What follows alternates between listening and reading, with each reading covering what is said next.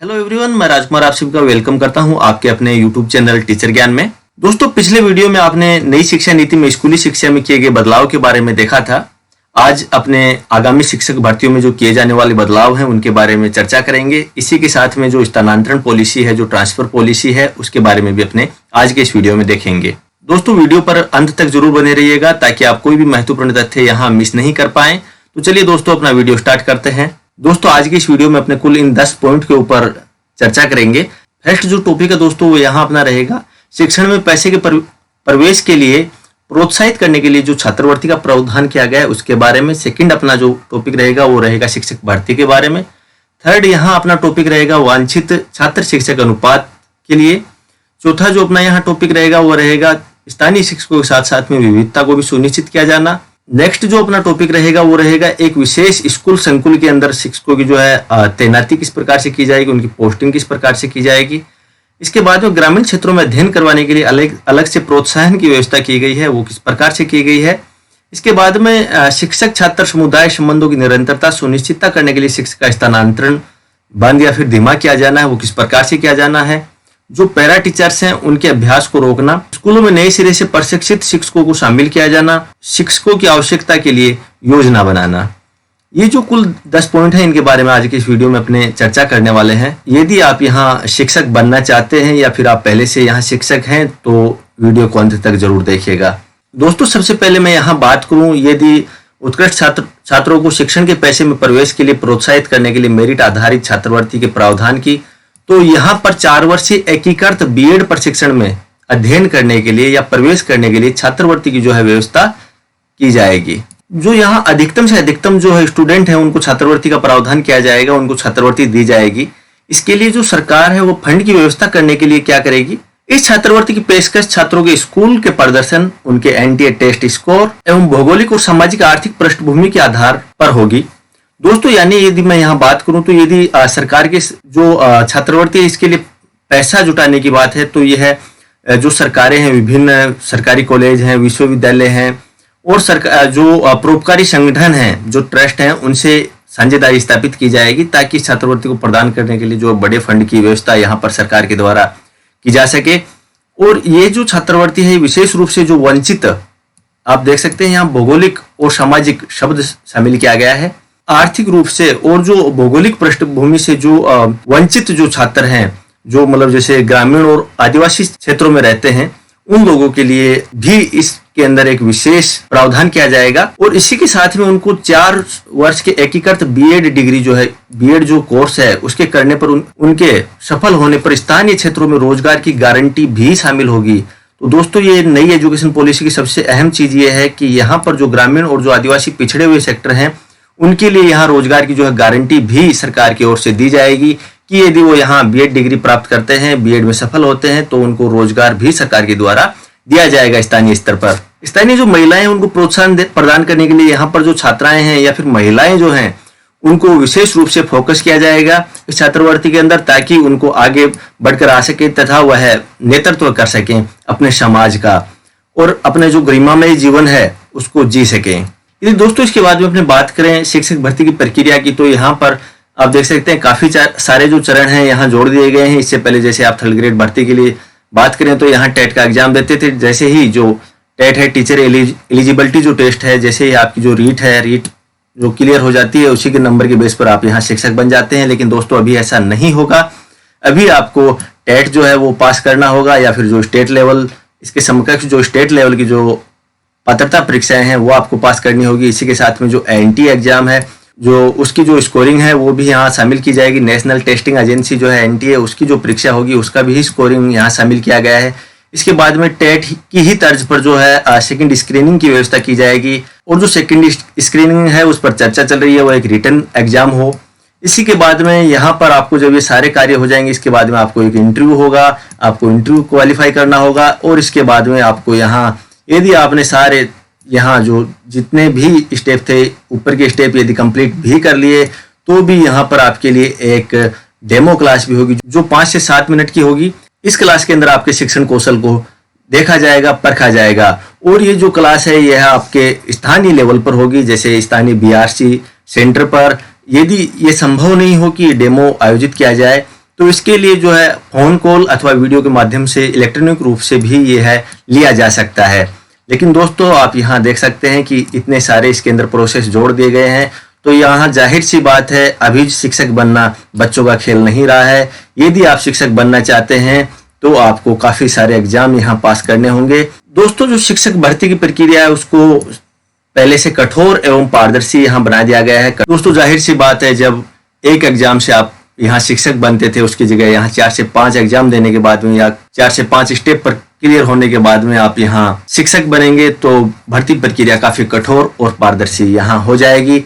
इसके बाद में यदि अपने नेक्स्ट बात करें या चर्चा करें तो शिक्षकों के लिए जो टेट है, जो टेट या फिर जो राजस्थान स्टेट के अंदर जो रीट चल रही है या इसी के समकक्ष अन्य स्टेट लेवल जो एग्जाम है उनको प्रथम स्क्रीनिंग के रूप में रखा जाएगा। प्रथम स्क्रीनिंग मतलब सबसे प्रथम जो है क्वालिफाइंग एग्जाम के तौर पर उसी को रखा जाएगा। दोस्तों इसके बाद में स्कूल शिक्षा के सभी चरणों में शिक्षकों को भर्ती करने के लिए टेट को अनिवार्य किया जाएगा। मतलब आप यहाँ चाहे 3rd ग्रेड टीचर बनना चाहते हैं लेवल 1 या लेवल 2, या फिर आप 2nd ग्रेड विषयाध्यापक बनना चाहते हैं, या फिर आप यहाँ 1st ग्रेड लेक्चरर बनना चाहते हैं, आपको जो टेट है वो क्वालिफाई करना होगा। यहाँ स्कूल शिक्षा के अंदर कक्षा 1 से लेकर कक्षा 12 तक सभी लेवल पर यहाँ पर आपके लिए जो टेट है उसको अनिवार्य बना दिया गया है। जो विषय आधारित जो विषय शिक्षक हैं उनकी भर्ती के लिए एनटीए टेस्ट के स्कोर को भी यहाँ पर भर्ती प्रक्रिया में उपयुक्त रूप से शामिल किया जाएगा। यानी दोस्तों जो आपकी एनटीए टेस्ट की जो स्कोरिंग है उसको भी यहाँ आपके शिक्षक बनने के लिए एक स्कोर के तौर पर शामिल किया जाएगा। उसका भी वेटेज यहाँ आपके शिक्षक बनने में शामिल होगा। यानी जो एनटीए एग्जाम है, जो एनटीए टेस्ट स्कोर है, वह भी यहाँ मायने रखेगा, वह भी यहाँ अहम रोल निभाएगा आपके शिक्षक बनने में। इसके बाद में दोस्तों टेट जो है, टेट या फिर राज्य या केंद्रीय स्तर की जो परीक्षाएं हैं और एनटीए परीक्षाओं के माध्यम से अर्थता या जो एलिजिबिलिटी प्राप्त करने की आवश्यकता को निजी स्कूलों के शिक्षकों के लिए भी तत्काल प्रभाव से अनिवार्य बनाया जाएगा। यानी दोस्तों ये जो टेट की जो एग्जाम है उसके बिना यहाँ पर अब निजी स्कूलों के अंदर भी शिक्षक नहीं लग पाएंगे, वह अध्ययन नहीं करवा पाएंगे। कोई भी निजी विद्यालय अपने विद्यालय के अंदर बिना टेट या फिर एनटीए के शिक्षकों को नहीं रख पाएंगे। टेट और इसके बाद में जो विषयाध्यापक जो हैं उनके लिए एनटीए जो है वह भी यहाँ नेसेसरी होगा, वह भी यहाँ पर अनिवार्य होगा। इन दोनों के क्वालिफाई होने के बाद ही यहाँ पर इन दोनों के बाद ही टेट और एनटीए के बाद ही निजी स्कूलें हैं वह भी यहाँ शिक्षकों को रखेंगी और इसको तत्काल प्रभाव से अनिवार्य किया गया है। इसके बाद में दोस्तों शिक्षकों के लिए एक दूसरी स्क्रीनिंग भी स्थापित की जाएगी जिसमें एक साक्षात्कार और एक छोटा 5 से 7 मिनट का जो है शिक्षण प्रदर्शन जो है डेमो क्लासेज है वो शामिल की गई हैं। इसके बाद आता है दोस्तों वांछित छात्र शिक्षक अनुपात प्राप्त करना। यदि वांछित छात्र शिक्षक अनुपात की मैं यहाँ बात करूं तो आप सभी जानते हैं कि निश्चित जो स्टूडेंट्स हैं उनकी संख्या के ऊपर एक शिक्षक को रखा गया है, लेकिन अभी ऐसा नहीं होगा। जो पुराना जो छात्र शिक्षक अनुपात है उसको बच्चों की शैक्षिक आवश्यकताओं को ध्यान में रखकर नए सिस्टम के द्वारा प्रतिस्थापित किया जाएगा। यानी जो पुराना जो छात्र शिक्षक अनुपात था उसको यहाँ बदल दिया जाएगा। इसके लिए पहले कुछ जो है गाइडलाइंस तय की जाएंगी, इसके बाद में आपको छात्र शिक्षक अनुपात को फॉलो करना होगा। तो इसके लिए दोस्तों सबसे पहले क्या किया जाएगा, इसके लिए यहाँ सबसे पहले इस प्रकार से यहाँ मैनेज किया जाएगा कि यहाँ प्रत्येक सब्जेक्ट के लिए एक अलग से विषयाध्यापक जो है उसकी व्यवस्था की जाएगी। प्रत्येक सब्जेक्ट के लिए जब विषयाध्यापक यहाँ उपस्थित हो जाएगा प्रत्येक विद्यालय के अंदर, उसके बाद में जो छात्र शिक्षक अनुपात है उसको लागू किया जाएगा। यानी सबसे पहले चाहे वह यूपीएस हो चाहे पीएस हो, अभी क्या होता है जैसे स्टूडेंट संख्या कम है तो उसके अंदर प्रत्येक विषय के लिए अलग अलग शिक्षक की व्यवस्था नहीं की जाती है, लेकिन नई शिक्षा नीति के अंदर विषय के लिए कम से कम एक शिक्षक हो और इसके बाद में जो जितने भी स्टूडेंट होंगे उनकी संख्या के आधार पर छात्र शिक्षक अनुपात को फॉलो किया जाएगा जो पुराने सिस्टम के अनुसार चला आ रहा था।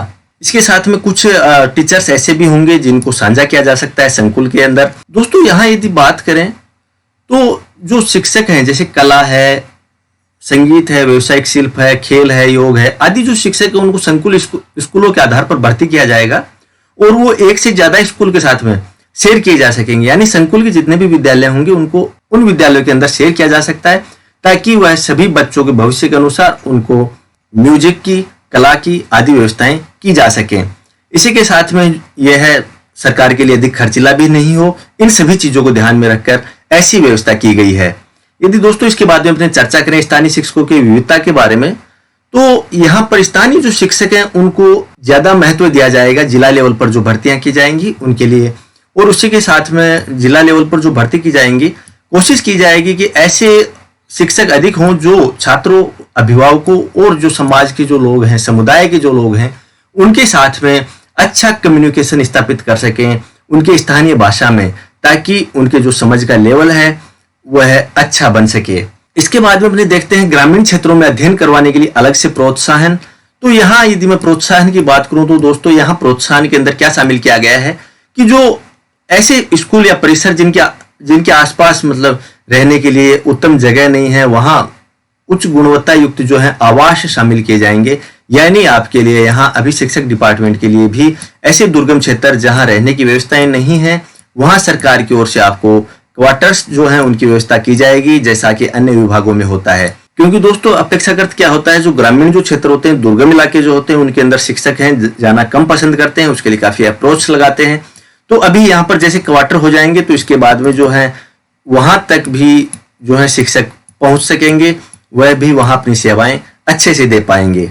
इसके बाद में अपने चर्चा करते हैं शिक्षक छात्र समुदाय संबंधों की निरंतरता सुनिश्चित करने के लिए शिक्षकों का जो स्थानांतरण है उसके बारे में।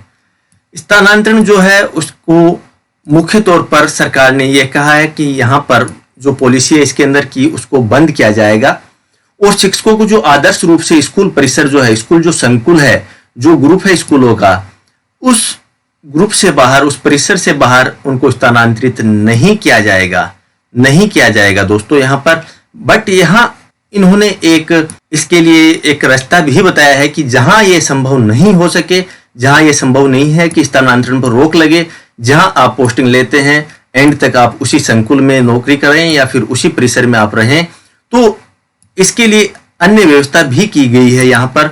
वह व्यवस्था क्या रहती है, यदि शिक्षकों स्थानांतरण को बंद नहीं किया जा सकता है, आप देख सकते हैं दोस्तों, बंद नहीं किया जा सकता है, तो राज्य सरकारों द्वारा अपने समुदाय में शिक्षक नियुक्तियों और शिक्षक वितरण की निरंतरता सुनिश्चित करने के लिए स्थानांतरण को बहुत अधिक संयमित तरीके से किया जाएगा।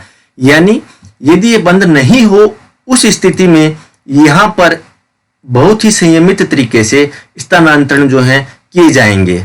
इसके लिए जो संयमित जो तरीका है उसके लिए करने के लिए कम से कम 5 से 7 साल का निश्चित कार्यकाल एक ही स्थान पर यहाँ शिक्षक के द्वारा पूर्ण कर लिया जाना चाहिए, या फिर सहानुभूति के आधार पर, या फिर पारदर्शी आईटी प्रणाली के माध्यम से ट्रांसफर पॉलिसी बना दी जाए, उसके माध्यम से जो है स्थानांतरण किया जाएगा। और यदि स्थानांतरण के लिए यहाँ पर किसी भी प्रकार के अन्य नियम की आवश्यकता होती है, कानून की आवश्यकता होती है, तो वह राज्य सरकार नियम बना सकती है। स्पष्ट कर दिया गया है सरकार की ओर से कि या तो स्थानांतरण होंगे नहीं, यदि स्थानांतरण होंगे तो कम से कम आपसे 5 से 7 वर्ष तक एक ही जगह आपका कार्यकाल होना चाहिए। इसके बाद में सहानुभूति के आधार पर या फिर कोई पारदर्शी जो कानून है, आईटी प्रणाली है, उसके माध्यम से स्थानांतरण आपका किया जाएगा, और आपका जो कार्यकाल है उसका एक सीट मेंटेन की जाएगी, जिसके आधार पर आपको यहाँ एक स्थान से दूसरे स्थान पर आपका स्थानांतरण होगा, आपकी भी स्कोरिंग यहाँ की जाएगी। इसके बाद में जो पैरा टीचर्स हैं उनके अभ्यास को रोकना। दोस्तों पैरा टीचर्स जो हैं अमूमन प्रत्येक जो है एरिया उनके अंदर कार्यरत हैं। सरकार चाहती है 2022 तक आवश्यक रूप से जितने भी शिक्षाकर्मी हैं, शिक्षा मित्र हैं, उन सभी को या तो हटा दिया जाए या फिर उनको यदि वो योग्य हैं तो उनको जो मुख्य शिक्षा है उसके अंदर यहाँ शामिल कर दिया जाए। लेकिन 2022 के बाद में कोई भी पैरा टीचर्स, कोई पैरा शिक्षक स्कूलों में कार्यरत नहीं होंगे, बंद कर दिया जाए, ताकि जो एक योग्य शिक्षक हैं वह यहाँ स्टूडेंट्स के लिए उपलब्ध हो सके। इसी के साथ में दोस्तों यदि मैं आपको एक चीज और बताना चाहूँ तो अन्य जितने भी कार्य हैं जो शिक्षक की जो गरिमा है उसको प्रभावित करते हैं, जैसे एमडीएम है या फिर अन्य कार्य, उन सभी कार्यों से भी शिक्षकों को यहाँ हटाया जाएगा। कुछ चुनिंदा भारत सरकार के कार्य जैसे निर्वाचन विभाग के दायित्व हैं या फिर जैसे जनगणना है, इनके अलावा अन्य जो कार्य हैं उनके अंदर शिक्षकों को नहीं लगाया जाएगा, इन सभी से शिक्षकों को हटाया जाएगा। इसी के साथ में दोस्तों यदि स्कूलों में जो नए जो शिक्षक लगेंगे उन सभी को उनके जैसे कार्य ग्रहण होगा 2 वर्ष के भीतर उन सभी को जैसे बीआरसी, सीआरसी, बीआईटीई, ईटी जैसे जो सीपीडी केंद्र हैं उन सभी के साथ में पंजीकरण करवाना होगा। और जो सीपीडी केंद्र हैं यह डायरेक्ट जो संकुल स्कूल है उससे जुड़े हुए होंगे, जो आपके लिए उच्च गुणवत्ता युक्त जो पढ़ाई की अन्य जो तकनीकें हैं उन सभी के बारे में आपको बार बार बताते रहेंगे। इसी के साथ में जैसे कोई नया शिक्षक यहाँ भर्ती होता है तो यहाँ सरकार की ओर से नई गाइडलाइन के अंदर ये बताया गया है कि उसको अपेक्षाकृत कम कार्य दिया जाए ताकि वह धीरे धीरे उन चीजों को समझ सके, स्कूल एजुकेशन की जो बारीकियां हैं उनको समझ सके। अब यदि दोस्तों मैं यहाँ बात करूं कि जो योग्यता है आप किस प्रकार से यहाँ शिक्षक बनने के लिए जो योग्यताएं हैं प्राप्त कर सकते हैं। दोस्तों यदि आप चाहते हैं कि टीचर रिक्रूटमेंट के अंदर आप यहाँ शामिल हों तो आपके लिए काफी यहाँ अलग अलग रास्ते बताए गए हैं। मैं आपको यहाँ सिर्फ और सिर्फ एक ही रास्ता बताऊंगा जो होगा बीएड का, लेकिन उसके लिए आप यहाँ अलग अलग आपके लिए स्टेप दिए गए हैं। यदि दोस्तों आप यहाँ 12th करने के बाद में चाहते हैं कि मैं यहाँ मुझे शिक्षक के ही पैसे में जाना है, मुझे शिक्षक ही बनना है, तो यहाँ आप डायरेक्ट 4 वर्षीय जो बीएड का पाठ्यक्रम है उसको आप यहाँ चुन सकते हैं। और जैसे ही तीन वर्ष के लिए आपकी यूजी होती है उसके बाद में आपका जो बीएड है ये 4 वर्ष का जो है कोर्स है, एकीकृत जो बीएड है इसको आप यहाँ ले सकते हैं, जो आपका कॉलेज के साथ में यहाँ चलेगा और 4 वर्ष के अंदर आपकी बीएड जो है कंप्लीट हो जाएगी। इसके बाद में आप यहाँ टेट उत्तीर्ण करेंगे, एनटीए स्कोरिंग आपकी यहाँ देखी जाएगी, सेकेंड स्क्रीनिंग आपकी यहाँ होगी जो शायद एक रिटन एग्जाम हो सकता है। इसके बारे में पूर्ण जानकारी अभी तक सरकार की ओर से नहीं दी गई है।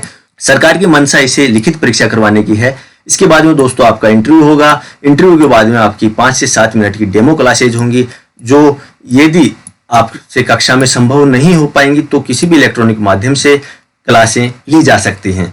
इसके बाद में यदि आप चाहते हैं कि आपने यहाँ यूजी कंप्लीट कर लिया, अभी आपका यहाँ जो है माइंड चेंज हो गया और आप चाहते हैं कि मुझे तो शिक्षक बनना है, तो ये नहीं है कि यहाँ आपके रास्ते जो है बंद हो गए हैं क्योंकि आफ्टर 12th आपको 4 वर्ष की बीएड करनी थी, वो आपने नहीं की है, तो अब क्या करें आप। तो इसके लिए दोस्तों 2 वर्ष की बीएड का प्रावधान किया गया है। आप 2 वर्षीय बीएड जो है कोर्स उसको कर लेंगे। इसके बाद में आप टेट उत्तीर्ण करेंगे, जो टेट या फिर जो अन्य स्टेट लेवल जो एग्जाम्स हैं उनको आप क्लियर कर लेंगे। इसके बाद में आपकी एनटीए स्कोरिंग जो है इसको भी शामिल किया जाएगा। इसके बाद में सेकेंड स्क्रीनिंग आपकी होगी जो एक रिटन एग्जाम होगा। इसके बाद में इंटरव्यू आपका होगा और इंटरव्यू के बाद में आपका 5 से 7 मिनट की डेमो क्लासेज होंगी। बाकी प्रक्रियाएं यहाँ सेम रहती हैं। यदि यहाँ भी आपने सोचा नहीं मुझे अदर सेक्टर में जाना है, मुझे शोध करना है, लेकिन आपने जैसे ही पीजी कर लिया आपका यहाँ माइंड जो है बदल गया, आपने सोचा नहीं मुझे तो शिक्षक ही बनना है, मुझे शिक्षक के पैसे में जाना है, तो ऐसा नहीं है आपको वापस आना होगा, यहाँ 2 वर्ष का बीएड करना होगा, नहीं। इसके लिए अलग से व्यवस्था की गई नई शिक्षा नीति में। आपको 1 वर्षीय जो बीएड जो है कोर्स करना होगा। इसके बाद में आपको वही टेट का एग्जाम उत्तीर्ण करना होगा। इसके बाद में आपको एनटीए स्कोरिंग आपकी देखी जाएगी, सेकंड स्क्रीनिंग आपकी होगी। इसके बाद में आपका इंटरव्यू और इंटरव्यू के बाद में आपकी वही डेमो क्लासेज। दोस्तों यह आपके लिए प्रोसेस रहेगा, यानी किसी एक स्टेप से आप ये नहीं कह सकते कि एक स्टेप यदि आपका निकल गया तो आपका शिक्षक बनने का जो सपना है वह खत्म हो गया, आप भी शिक्षक नहीं बन सकते, आप उस स्टेप से आगे निकल आए हैं। नहीं दोस्तों, ऐसा नहीं है। अब प्रत्येक स्तर पर यहाँ अलग अलग तरह से व्यवस्था की गई है कि आप किसी भी समय यदि ये चाहें कि मुझे शिक्षक बनना है तो आप इस शिक्षण के पैसे में शामिल हो सकते हैं। तो दोस्तों ये था अपना आज का वीडियो। उम्मीद करता हूँ आपको वीडियो बहुत अच्छा लगा होगा। यदि वीडियो अच्छा लगा है तो लाइक शेयर और सब्सक्राइब जरूर करें, साथ ही आने वाले बेल आइकन को जरूर प्रेस कर दें ताकि मेरे आने वाले वीडियो को नोटिफिकेशन आपको मिल सके। Okay, bye.